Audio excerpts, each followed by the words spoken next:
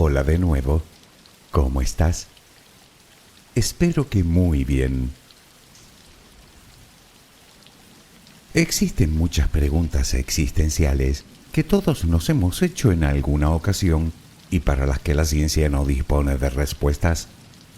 ¿A dónde vamos? ¿De dónde venimos? ¿Por qué existimos? Pero si una en concreto nos produce inquietud y curiosidad a partes iguales, esa es ¿qué ocurre después de la muerte? Como ya hemos comentado, para la mayoría de la ciencia, todo, incluida nuestra conciencia, se acaba después de la muerte cerebral. Simplemente más allá no hay nada, o mejor, no hay más allá. Pero entonces, ¿cómo se explica que haya personas que afirman haber vivido vidas anteriores? Puede que me digas que esas son patrañas difíciles de creer. ¿Y si te digo que algunas de esas historias se han contrastado y que parecen estar basadas en algo real? De ser cierto, es obvio que algo debe quedar de nosotros cuando nuestro cuerpo físico llega al final y se digrega en la naturaleza como cualquier sustancia orgánica. Pero, ¿el qué?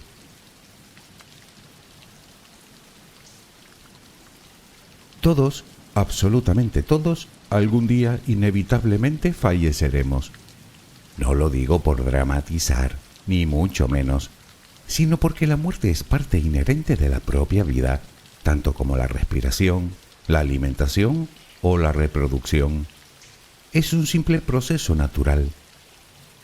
Aunque nos cueste aceptarlo, se trata de un destino común a todos los seres vivos de este planeta.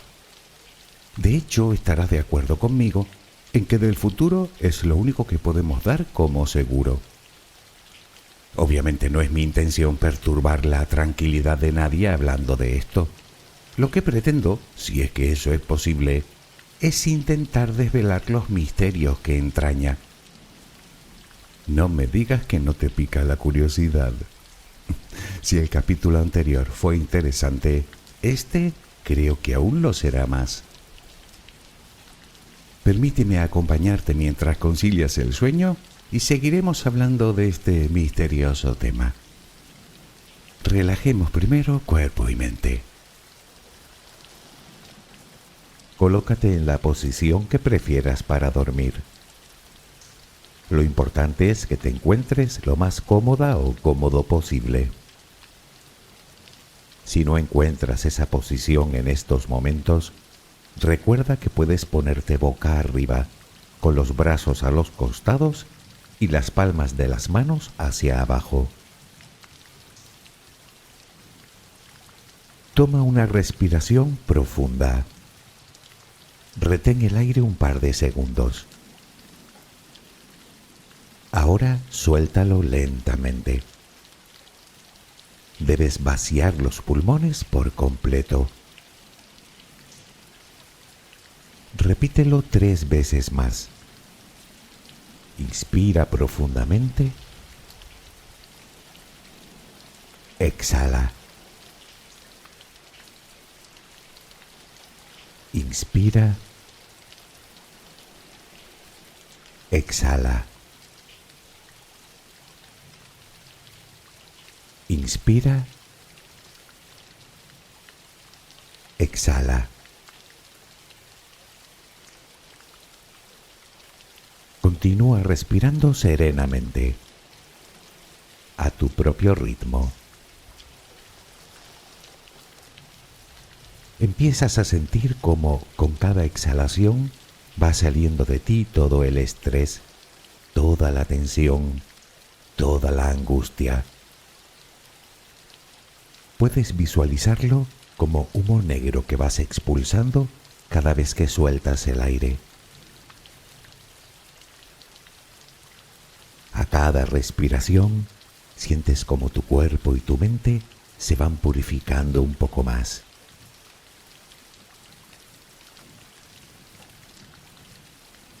Ahora relajaremos el cuerpo. Comenzamos por los pies. Siéntelos, apoyados sobre la cama. Nota su peso. Siente cómo se relajan por completo. Continúa por las piernas. Percibe cómo se van relajando completamente. Centra la atención ahora en la cadera. Vas notando su peso y sientes cómo se va relajando también. Nota el peso de la espalda, el peso de los brazos, de las manos, de los dedos.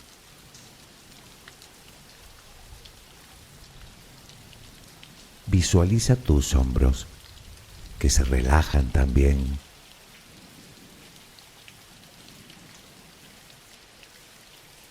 Continuamos con el cuello,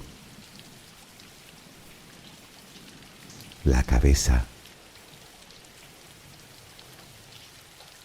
el cuero cabelludo,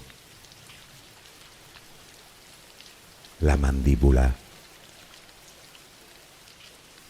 los párpados. Toda nuestra cara queda completamente relajada.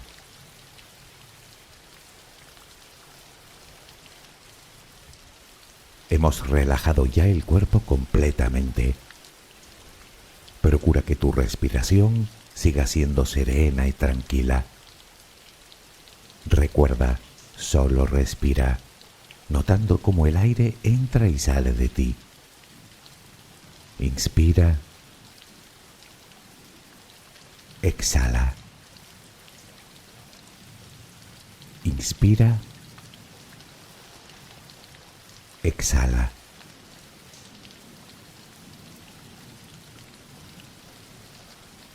Ahora visualiza un punto de luz muy intensa que aparece en el centro de tu corazón. Es solo un punto muy pequeño, pero brilla mucho. Visualiza tu corazón latiendo lenta y vigorosamente y esa luz en el centro. ¿Puedes verla? Obsérvala con atención. Es una luz blanca, muy hermosa, tranquilizadora.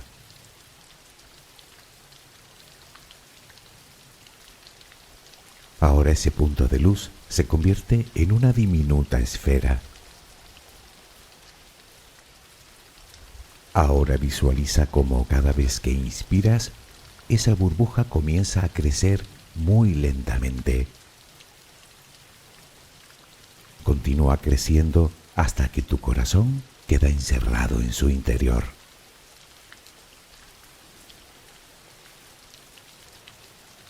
Cada vez que entra aire en tu interior, parece como si insuflara más energía en eso que parece un globo, que poco a poco se va haciendo más y más grande, iluminando tu interior y llenándote de serenidad, de paz, de amor. Muy lentamente, todas las partes de tu cuerpo se van viendo envueltas por esta burbuja. Primero tu pecho. Muy despacio se va extendiendo hasta tu vientre. Todo el torso lo tienes ya dentro de esa burbuja, que sigue creciendo más y más, muy despacio. Tus brazos, tus manos, tus piernas. Tus pies quedan también dentro de esa esfera de energía. Tu cuello, tu cabeza. Imagínala como una pompa de luz que te envuelve por completo. Dentro de esa burbuja notas tranquilidad, sosiego, seguridad, calma. Sientes su tibio calor, su quietud. Aquí dentro puedes descansar. En el interior de esta burbuja no hay ni pasado ni futuro, solo tu ahora. Aquí no hay nada que pueda perturbarte. Aquí estás a salvo. Aquí estás en paz. Sigue respirando tranquila y acompasadamente. Solo respira.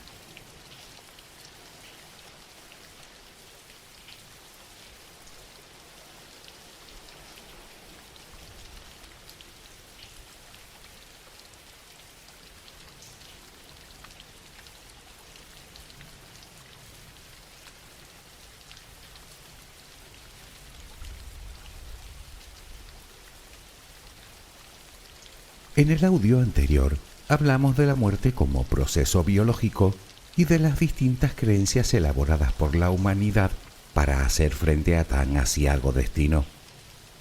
Hablamos del cielo, del infierno y de otros conceptos tan antiguos como la propia religión. Conceptos que, como ya comentamos en su momento, han ido evolucionando con el paso de los siglos y de los que hoy existen múltiples versiones, cada una con características propias. Sea como fuere, una gran parte de la población mundial cree en ellos de una forma u otra. Evidentemente todos no pueden coexistir simultáneamente, o puede que sí, y que cada tradición religiosa los haya interpretado de formas distintas, aunque también puede darse el caso de que ninguno de ellos sea cierto y que la verdad se esconda en otra parte, digamos que camuflada de otra manera.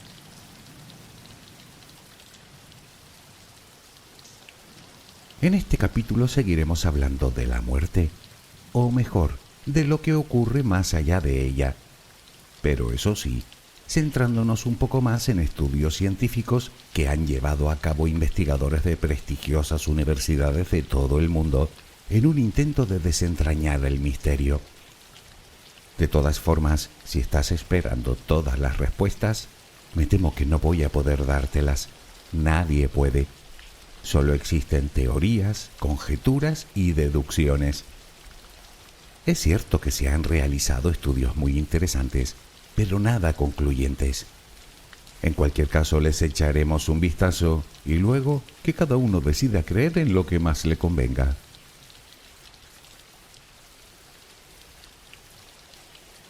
Si lo recuerdas, en el capítulo anterior dejamos varias preguntas en el aire, como por ejemplo, ¿por qué 1 de cada 5 personas afirman tener experiencias similares tras la muerte clínica?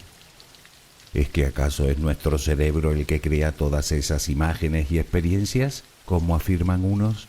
¿O es el alma que sale de nosotros y nos mira desde fuera, como afirman otros?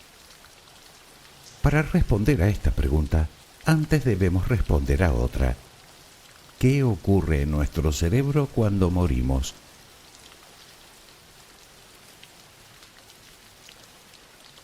En 2013, científicos de la Universidad de Michigan midieron la actividad cerebral de unas ratas de laboratorio justo en el momento de su muerte.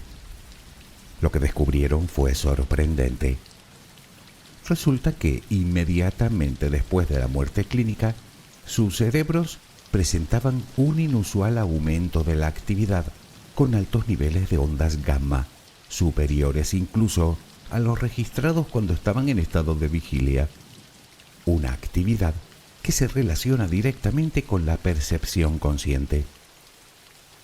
Dicho con otras palabras, tras la muerte clínica, esos animales tuvieron alguna clase de experiencia. Obviamente se desconoce de qué tipo, pero lo que parece indudable es que la tuvieron.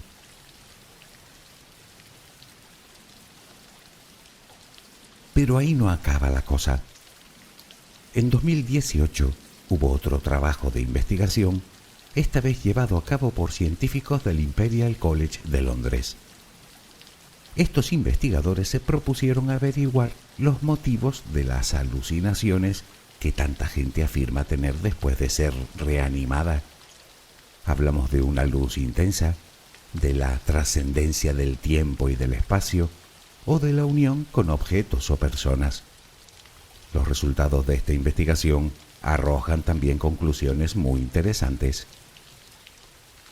Resulta que todos estos síntomas tienen sorprendentes similitudes con un tipo de droga psicodélica llamada DMT. Se trata de una droga que provoca episodios intensos de alucinación junto con fuertes distorsiones de la percepción espacial y del tiempo. Además, genera un estado emocional de euforia y severas alteraciones cognitivas. Esta sustancia es producida por algunas plantas y era consumida frecuentemente en las ceremonias rituales de los indígenas del Amazonas. Para muchas personas, la intoxicación que produce el DMT podría considerarse como una experiencia espiritual.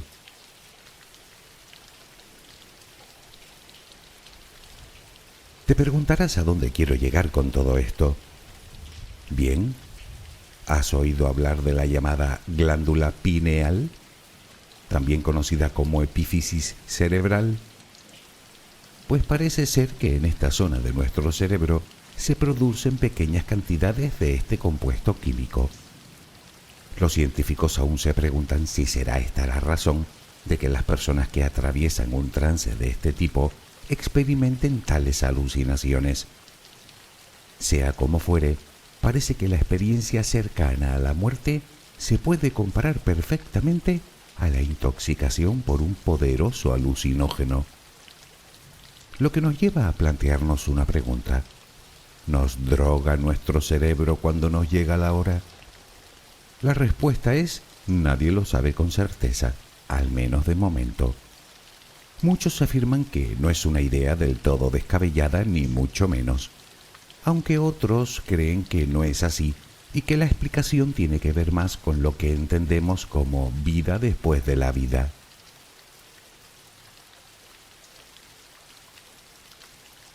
En cualquiera de los casos, nos queda un síntoma muy característico del que aún no hemos hablado: la luz brillante.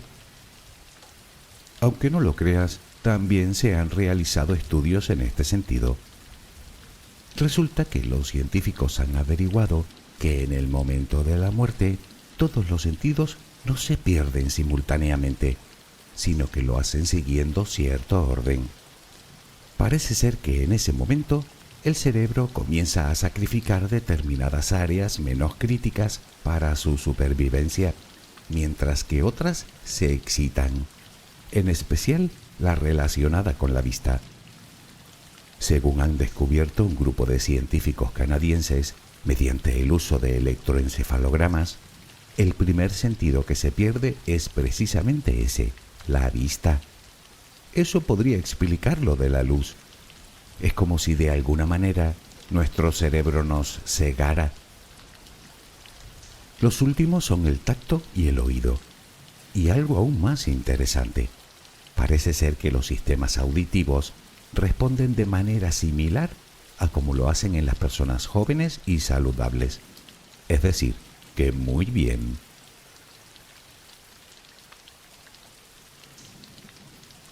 De todas formas, y hablando de aquellos que creen en la existencia de una conciencia independiente de nuestro cuerpo físico, también es verdad que existe otro extensísimo mundo relacionado con los espíritus. Y no hablo de médiums y de fenómenos paranormales, en los cuales podrían influir innumerables variables como nuestras creencias o nuestras propias capacidades cognitivas, y hasta las espurias intenciones de algún que otro espabilado, aunque tampoco lo descarto por completo, puesto que también es verdad que existen casos verdaderamente llamativos. En realidad quería hablar de personas provenientes tanto de culturas y religiones que creen en la reencarnación, como de culturas y religiones que la rechazan, que afirman recordar vidas anteriores con asombrosa exactitud.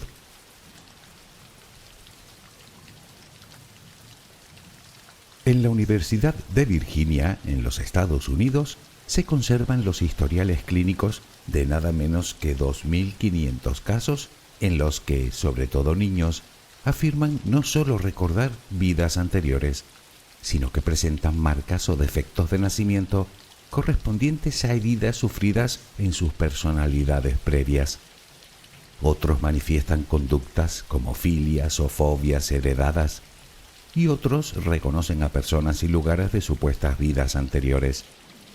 Y lo más llamativo es que en algunos casos dichos testimonios han sido verificados, todo lo cual nos invita a creer en la existencia de la reencarnación, lo cual implicaría necesariamente la existencia del alma o de algo parecido.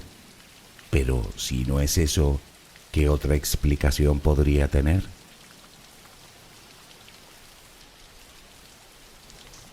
Un reducido número de científicos, con el estadounidense Robert Lanza a la cabeza, defienden una teoría alternativa llamada biocentrismo. Dicha teoría sostiene la supremacía de la conciencia y establece que lo que percibimos como realidad es un proceso que exige precisamente de esta, de la conciencia. Intentaré explicarme. Demos un paso atrás. ¿Recuerdas el experimento de Young? Quizá te suene más por el experimento de la doble rendija. Resumiéndolo mucho, se trata de un experimento de física cuántica que demuestra la naturaleza, tanto ondulatoria como corpuscular, de las partículas subatómicas. Expliquémoslo mejor.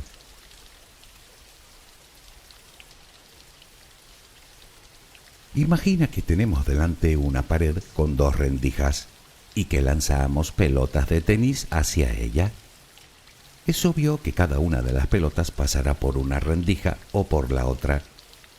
Pues bien, este experimento simula algo parecido pero con partículas subatómicas.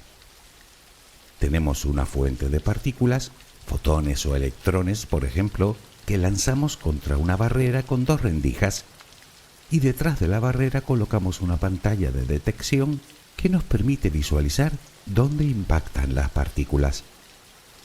Bien, al lanzar las partículas, éstas atraviesan las rendijas como una onda, es decir, que esas partículas atraviesan las dos rendijas al mismo tiempo, dando lugar a lo que llaman un patrón de interferencia que podemos observar en la pantalla de detección. Y no importa si enviamos un haz continuo de partículas o las lanzamos una a una, el resultado siempre es el mismo. Eso sí, siempre y cuando no lo estemos observando. ¿Qué quiero decir?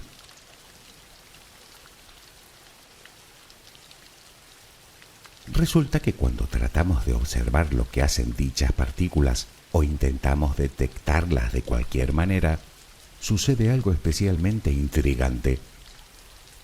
Cuando las observamos por cualquier medio, entonces sí que actúan como partículas individuales, es decir, como pelotas de tenis atravesando las rendijas en la pared. Dicho de otro modo, el acto de medir u observar qué rendija atraviesa la partícula en cuestión perturba de alguna manera su comportamiento ondulatorio, convirtiendo la onda en partículas individuales que atraviesan una rendija o la otra. Aparentemente pareciera como si esas partículas supieran, y lo pongo entrecomillado, que están siendo observadas. En resumen, el simple conocimiento en nuestra mente de un experimento es suficiente para convertir la posibilidad en realidad.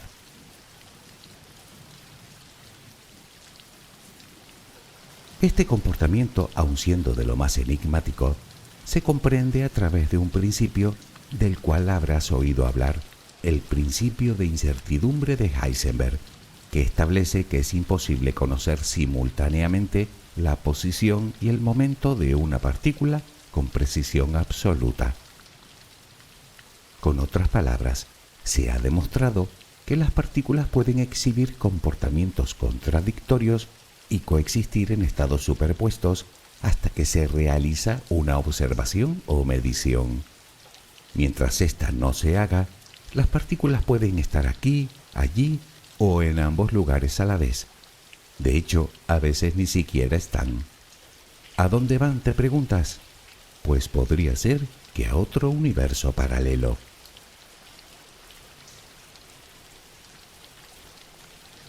¿Pero qué tiene que ver la muerte con la física cuántica?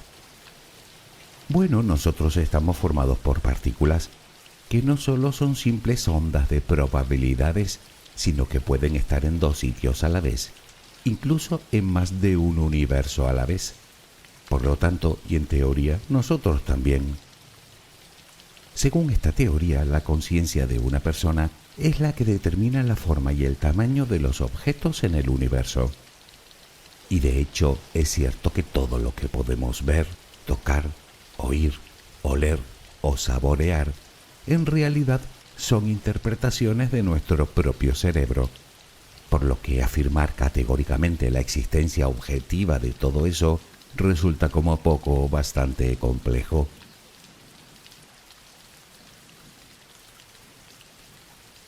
¿Pero a dónde nos conduce todo esto?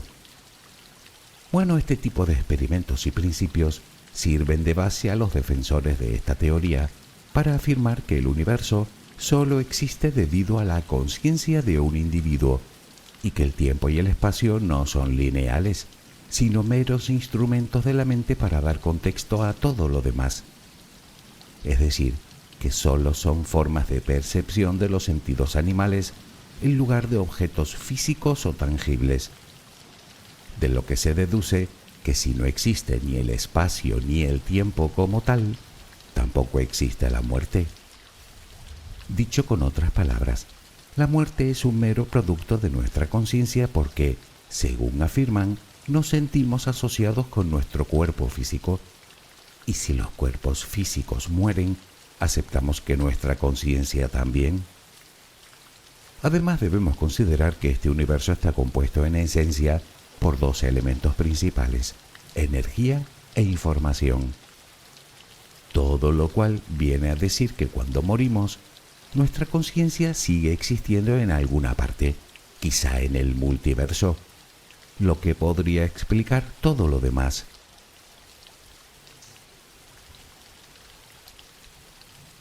Hay que decir que para gran parte de la comunidad científica, la teoría del biocentrismo no tiene ninguna base e insisten en que no se sostiene por ningún lado.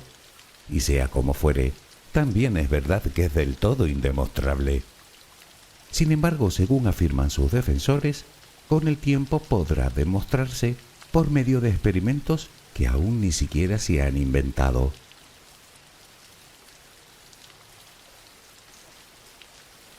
¿Será verdad?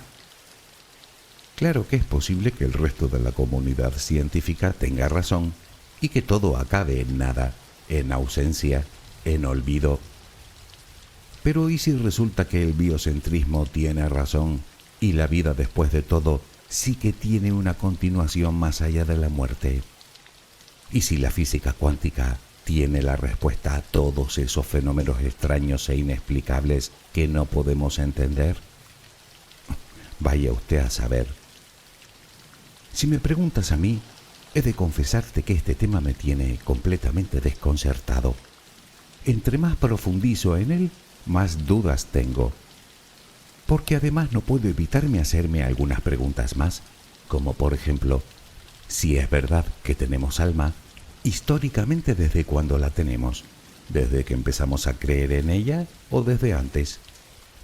¿Es una característica propia del Homo sapiens o también la tenían los homínidos que nos precedieron?